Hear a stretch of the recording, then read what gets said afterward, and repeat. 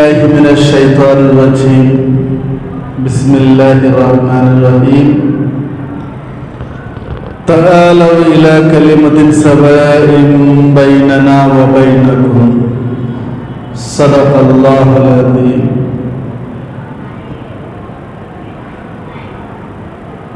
وقال رسول الله صلى الله عليه وسلم حب الوطن من الایمان.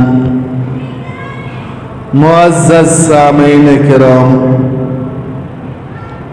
حاضرین مجلس، اللہ تبارک و تعالی نے اس دنیا کو اپنے دست قدرت سے بنایا، یہاں پر انسان کو بسایا. انسان کے لیے اللہ تبارک و تعالی نے اپنے ضابطہ اور قوانین کو رکھا. جب انسان ان ضابطوں اور قوانین سے ہٹیں گے، پھر دنیا میں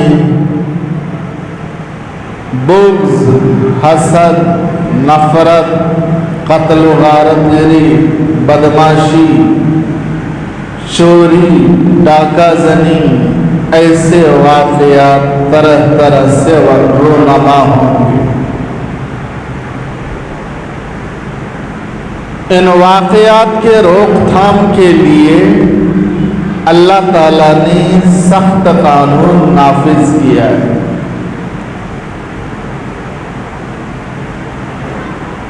چوری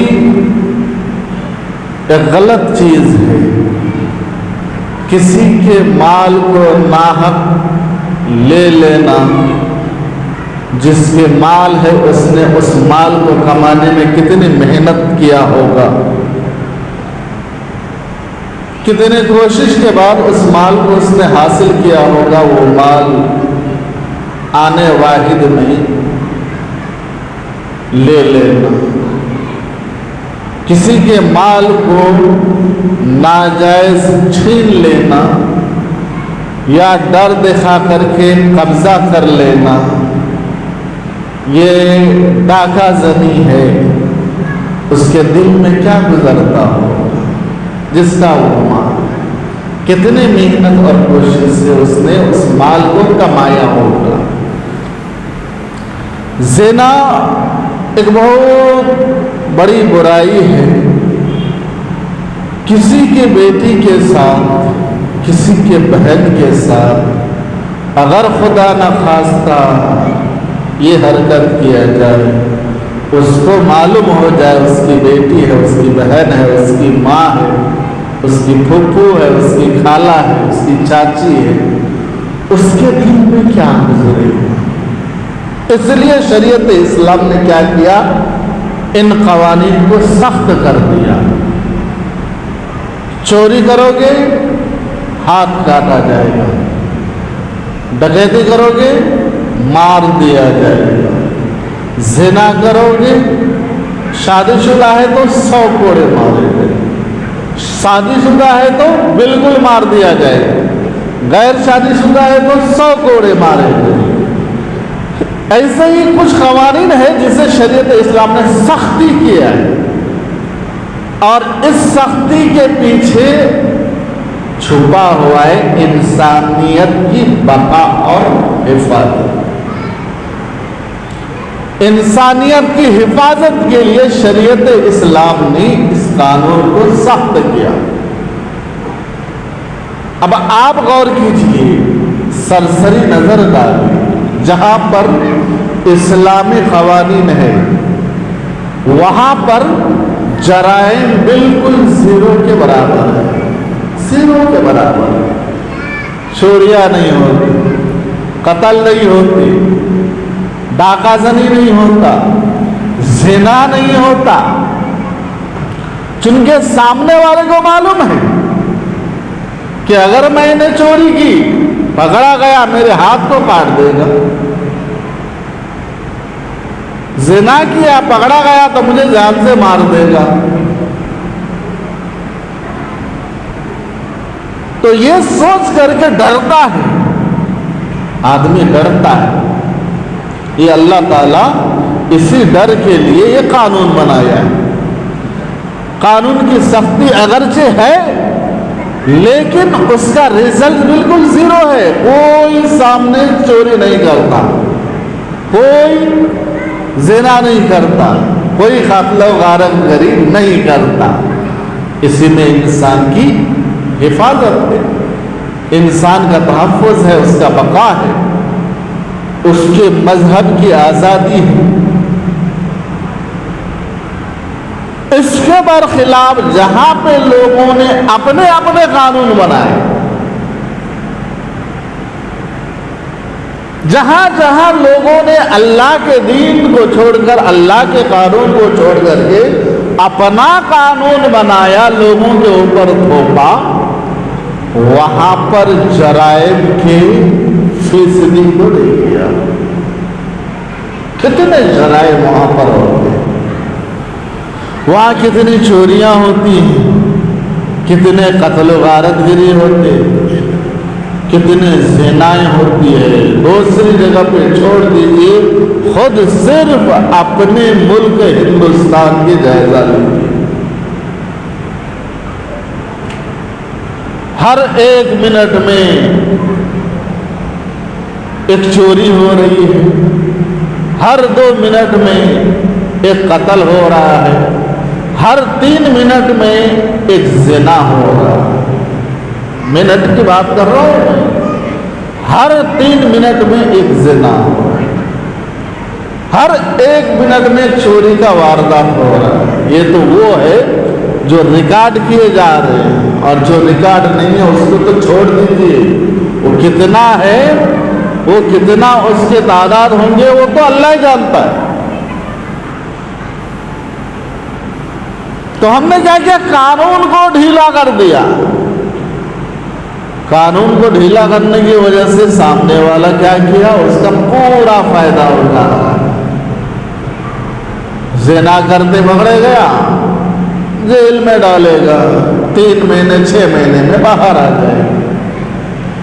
کسی کو مار دیا، کسی کی جان لے لی، قتل کر دیا، جیل میں ڈالا، پکڑا تو 3 مہینے کے بعد بیل ہو کر کے باہر۔ کسی کے مال کو لوٹ لیا، چوری کیا، پکڑا گیا تو مہینے 2 مہینے میں باہر۔ اس کی وجہ سے کیا ہوا؟ یہ جرائم کم ہونے کے بجائے اور بڑھتے جا رہے ہیں۔ چوری کے واقعات کم ہونے کے بجائے اور زیادہ ہوتے جا رہے ہیں، ڈکیتی کے واقعات کم ہونے کے بجائے اور بڑھتے جا رہے ہیں، قتل کے واقعات کم ہونے کے بجائے اور بڑھتے جا رہے ہیں، زنا کے واقعات کم ہونے کے بجائے اور بڑھتے جا رہے ہیں، اور بڑھتے جا رہے واقعات۔ تو غلطی کیا ہوئی؟ غلطی یہ ہوئی کہ ہم نے اپنا قانون، اللہ کے قانون کو چھوڑ کر کے اپنا قانون نفاذ کیا، تو جرائم کو ہم کنٹرول کرنے کے بجائے اور جرائم ہمارے کنٹرول سے باہر ہو گیا۔ اب اس کو کنٹرول کرنا ہمارے بس میں رہا ہی نہیں۔ ہندوستان یہاں پر اگرچہ اسلامی قانون کبھی بھی نافذ نہیں ہوا ہے، 750-800 سال تک مغلوں کا دور رہا ہے، لیکن کسی مغل بادشاہ نے یہاں پر اسلامی قانون نافذ نہیں کیا۔ وجہ یہ ہے کہ ہندوستان ایک تہذیبی ملک ہے، یہاں ہر قسم کے باشندے رہتے ہیں، ہر قسم کے لوگ یہاں پر رہتے ہیں، ہر ایک کے پاس و لحاظ کرتے ہوئے یہاں پر کوئی ایک قانون کو نافذ نہیں کیا گیا، ہر ایک کے مذہب کی پرواہ رکھی گئی، ہر ایک کے مذہب کا خیال رکھا گیا، اس کو سامنے رکھتے ہوئے کبھی کوئی اکیلا قانون جیسے اسلامی قانون نافذ نہیں ہوا۔ اس کے بعد انگریز کا دور آیا، 150-200 سال تک انگریزوں نے حکومت کی۔ انگریز کے دور میں تو اسلامی قانون کا نافذ کرنے کا کوئی سوال ہی نہیں ہوتا ہے۔ پھر اس کے بعد ملک جب آزاد ہوا تو آزادی کے وقت سے لے کر اب تک بالکل جو دستور بنائے گئے ڈاکٹر بھیم راؤ امبیڈکر نے جو دستور بنایا، ہر مذہب کے ماننے والوں کو آزادی دی گئی، اس حساب سے انہوں نے دستور بنایا۔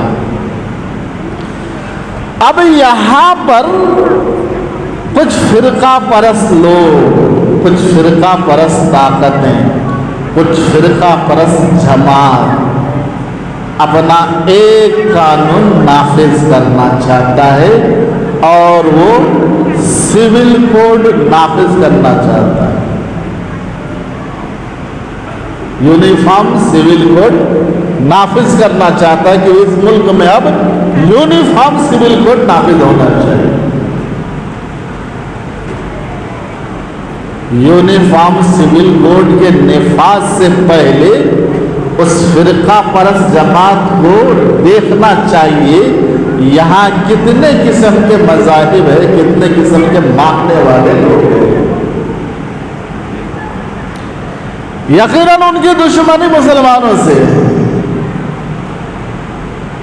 ان کے اس قانون کے نفاذ کا مقصد صرف مسلمانوں کو ٹارگٹ کرنا ہے، صرف اور صرف مسلم پرسنل لا بورڈ کو بیکار کرنا ہے۔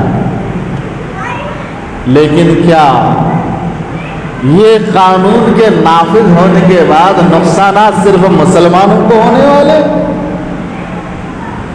صرف مسلمان اس قانون سے متاثر ہوں گے؟ نہیں، بالکل نہیں۔ یہاں ہندو جو 30 کروڑ دیوتاؤں کو مانتے ہیں، ہندو کہیں پہ رام کو مانتے ہیں، کہیں پہ راون کو مانتے ہیں، کہیں پہ کہتے ہیں کہ گو ہتیا منع ہے، کہیں پہ گاؤں کو جو ہے نا وہ بلی چڑھاتے ہیں، کہیں پہ کہتے ہیں کہ ہتیا غلط ہے، ہزاروں بکروں کو وہ بلی چڑھاتے ہیں۔ تو اس میں تو خود یہ لوگ اس بات کے مخالف ہیں، ان کے آپس میں تال میل نہیں ہوتا، خود آپس میں تال میل نہیں ہوتا۔ کوئی رام کو مان رہے، کوئی کالی ماں کو مان رہے، کوئی سیتا کو مان رہے، کوئی گنیش کو مان رہے، اس کو اہمیت دیتے، کوئی اس کو اہمیت دیتے ہیں، کوئی درگا کو اہمیت دیتے ہیں، لیکن اصل میں اہم کون ہے یہ خود طے نہیں کرتے۔ تو جس ملک میں اتنے لوگ ہیں، اتنے ان کے وچار دھارا ہے، اس ملک میں سول کوڈ کا نفاذ، یکساں سول کوڈ کا نفاذ، یہ بہت بڑی بے وقوفی ہے، بہت بڑی بے وقوفی ہے۔ اتراکھنڈ میں حکومت نے اس کو جانچنے کے لیے نافذ کیا ہے۔ اس کی بدماشی دیکھیے، اسٹیٹ لیول پر کون اس قانون کو نافذ کرتا ہے؟ آپ کو نافذ کرنا تھا تو آپ سینٹرل سے اس کو کرنا چاہیے تھا، نافذ کرنا چاہیے تھا۔ اچانک پورا اعلان کر دیتے آج سے سول کوڈ کا نفاذ ہوتا ہے، نہیں۔ اس کی نیت میں کتنی کھوٹ ہے، کتنی بدماشی ہے، اس نے یہاں پر نہیں کر کے ایک چھوٹا سا اسٹیٹ کو چنا، وہاں سے اس کی شروعات کی۔ اتراکھنڈ چھوٹا سا ہے، حیدرآباد اور سکندرآباد کے اتنا بڑا اسٹیٹ ہے اتراکھنڈ، وہاں پر اس نے اس قانون کو نافذ کیا ہے کہ یکساں سول کوڈ کا نفاذ یہاں سے ہو گیا. اس کی نیت میں جو چور ہے، جو چور بیٹھا ہوا ہے، وہ ظاہر ہو گیا. اس کا مقصد صرف اور صرف مسلم پرسنل لا بورڈ انگریزوں سے پہلے بھی تھا کہ حکومت چاہے مغلوں کی 750-800 سال رہے، لیکن ہمارے چند قوانین ہم اپنے حساب سے باقی رکھیں گے. اور صرف چند قوانین ہیں، طلاق ہے، نکاح ہے اور وراثت کا مسئلہ ہے. یہ چند مسائل ہیں. یہ مسائل چاہے کچھ بھی ہو جائے، اس میں آپ برابری نہیں کر سکتے. یہ ہماری شریعت کا مسئلہ ہے. تو نہ تو مغل بادشاہوں نے اس میں دخل اندازی کیا اور نہ انگریزوں نے دخل اندازی کیا. 150-200 سال تک انگریزوں کی حکومت تھی، نہ ان لوگوں نے دخل اندازی کی. انہوں نے بھی مسلم پرسنل لا بورڈ کو تصدیق کیا. ملک کی آزادی کے بعد سے لے کر 2012-13 تک مسلم پرسنل لا بورڈ کو نہ تو کسی حکومت نے دخل اندازی دی. 2013 کے بعد سے یہ ساری چیزیں شروع ہوا. 2014 میں فرقہ پرستوں کی حکومت بنی. اب یہ حکومت مسلمانوں کو کسی بھی موڑ پہ پریشان کرنے سے باز نہیں آئے. باز نہیں آئے. مسلمانوں کے حج کے سبسڈی ختم کر دیا. مسلمان خاموش رہے، کچھ نہیں بولا. اچھا ہی کیا. سبسڈی ختم کر دیا تو اچھا ہی کیا. اب جن کے پاس پیسے ہو جائیں گے جا کر کے کریں گے. اس سبسڈی سے زیادہ فائدہ جو ہے نا ایئر انڈیا کو ہو رہا تھا، مسلمانوں کو کم ہو رہا تھا. اس ایک کمپنی کو ہو رہا تھا. اچھا ہی ہوا. بہت سارے لوگوں نے کہا کہ بہت اچھا کیا. مسلمانوں کے مذہب سے متعلق قانون، بابری مسجد کا کس طریقے سے فیصلہ سنایا گیا پوری دنیا جانتی ہے. پھر بھی مسلمانوں نے صبر کیا. 3 طلاق کے مسئلہ کو اس نے اس طریقے سے لا کر کے اچھالا، عورتوں کے مسیحا بننے کی کوشش کی. اور نہ جانے ایسے کتنے واقعات. اور کتنے بچوں کو ان فرقہ پرست حکومت کے دور میں نوجوان بچوں کو، بوڑھوں کو مار دیا گیا، موب لنچنگ کر دیا گیا. یہاں پر ان سے کسی خیر اور بھلائی کی امید کرنا بیکاری ہے. ہم پھر بھی خاموش رہے. مسلمان کیا ہے؟ کما رہا ہے، محنت کر رہا ہے، محنت کر کے اپنی زندگی گزار رہا ہے، بیوی بچوں کو پال رہے. حکومت کی طرف سے کوئی فائدہ تو ہو رہا ہے؟ نہ تو ان کو نوکریاں مل رہی، نہ کوئی ریزرویشن مل رہا ہے، نہ کوئی اس کو فائدہ دیا جا رہا ہے. مسلمان سنتے ہی بھڑک جاتے ہیں. پھر بھی مسلمان خاموش. اس کے بعد بھی اس کو سکون میسر نہیں ہوا تو اس نے یہ قانون لا کر کے سامنے رکھا. یکساں سول کوڈ ایک اسٹیٹ سے اس نے اس کی شروعات کی. تو اس سے نقصانات صرف مسلمانوں کو ہرگز نہیں ہونے والے. حضرت مولانا ارشد مدنی دامت برکاتہم نے کہا ہے کہ حکومت نے جو یہ قانون یہاں پہ نافذ کیا ہے، یہاں ہندوستان کے پورے لوگ اس سے متاثر ہونے والے. ہندوستان چرمرا جائے گا اگر یہ قانون نافذ ہوا. ملک میں پورا ہندوستان چرمرا جائے گا. مسلمان کو تم دوسرے درجے کے شہری مانتے ہیں، مسلمان کو چھوڑو. خود ہندوؤں میں اتنی بے چینیاں پیدا ہوں گی کہ پھر تم کو منہ چھپانے کے لیے کوئی جگہ نہیں ملے گی اگر یہ قانون تم نے نافذ کر دیا. مسلمانوں کے اوقاف کے املاک کو ہڑپنے کے لیے، وقف بورڈ کو بیکار کرنے کے لیے اس نے اس قانون کو بھی سامنے لایا جو ابھی جے پی سی کے پاس ہے۔ سننے میں بعض جگہ پر اس کو نافذ بھی کیا گیا ہے، لیکن حقیقت کیا ہے؟ اگر نافذ کیا گیا تو اس پہ ابھی بحث ہوئی نہیں ہے پارلیمنٹ میں۔ پارلیمنٹ میں جو قانون جے پی سی کے پاس، جے پی سی سوچ سمجھ کر کے پھر اس کو جو ہے نا پارلیمنٹ میں بھیجتا ہے، پارلیمنٹ اس میں بحث کرنے کے بعد صدر جمہوریہ کے پاس بھیجتا ہے۔ یہ کچھ بھی نہیں ہوا ابھی، چونکہ جے پی سی خود پریشان ہے۔ یہ لوگ کر رہے ہیں کہ یہ قانون نافذ ہونا چاہیے، اپوزیشن کر رہے ہیں کہ بالکل غلط ہے، ہونا ہی نہیں چاہیے، اور خود حکومت کے پارٹی کے چند حلیف جماعت کہہ رہے ہیں غلط ہے، یہ نہیں ہونا چاہیے۔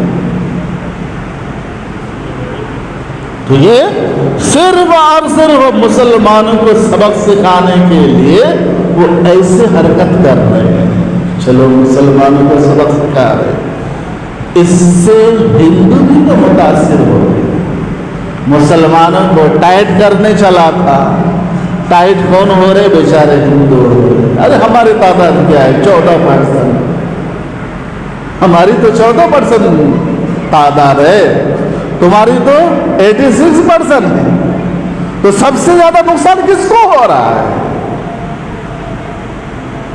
جو انصاف پسند، عدل پسند ہندو ہے وہ بھی سمجھ رہے ہیں یہ صرف ہندو مسلم کرنے والی پارٹی ہے، آج اس کی مجال نہیں ہے اپنے کام کے دم پر کسی اسٹیٹ میں ووٹ مانگ کر کے دے جائے۔ ہاں ایک پارٹی ہے جو ہم نے ابھی دیکھا، صرف ایک پارٹی ہے پورے ہندوستان میں اپنے کام کے دام پر ووٹ مانگتی ہے، عام آدمی پارٹی۔ اس نے کہا باضابطہ ہمارا کام اگر تمہیں پسند آئے تو ووٹ دینا، پسند نہیں آئے تو تمہیں جسے ووٹ دینا ہو دینا، تمہاری مجال ہے۔ ہم نے 2014 سے لے کر کے 2024 تک یہ سارے کام کیا، ان کام کے بنیاد پر ہمیں ووٹ تو مجال نہیں ہے۔ تم نے ہر جگہ صرف فرقہ پرستی کی ہے، ہندو مسلمان کی ہے، مسلمانوں سے ہندوؤں کو نفرت کرنا سکھایا۔ یہ جو زہر تم نے ان 10 سالوں میں 12 سالوں میں گھولا، 2014 سے 2024 تک یہ جو زہر گھولا، یہ زہر اب آہستہ آہستہ پنپنے لگا ہے۔ غرض جو قانون آپ نافذ کرانا چاہتے ہیں، آپ کچھ نہیں کرو، ہم آپ کے اس قانون کو اپنی جوتی کے نیچے رکھتے ہیں۔ ہمارے لیے پہلے شریعت ہے، ہمارے لیے پہلے قرآن ہے، ہمارے لیے پہلے ہمارے نبی ہے، ہمارے لیے پہلے توحید ہے۔ توحید نہیں رہے گا تم کیا کریں گے؟ قرآن ہی نہیں رہے گا تو ہم تم کو لے کر کیا کریں گے؟ تمہارے قانون کو لے کر کے کیا کریں گے؟ شریعت ہی نہیں رہے گا تو ہم تم کو لے کے کیا کریں گے؟ تمہارے قانون کو لے کے کیا کریں گے؟ ہمارے نبی کی شان ہی نہیں رہی تو ہم تم کو لے کے کیا کریں گے؟ تمہارے قانون لے کر کے کیا کریں گے؟ ہمارے لیے سب سے پہلے مسلم پرسنل لا ہے، پرسنل قانون ہے۔ ہمارے مسلمانوں کے جو پرسنل قانون ہے وہ ہمارے لیے ہے، ہم اس پر عمل کریں گے۔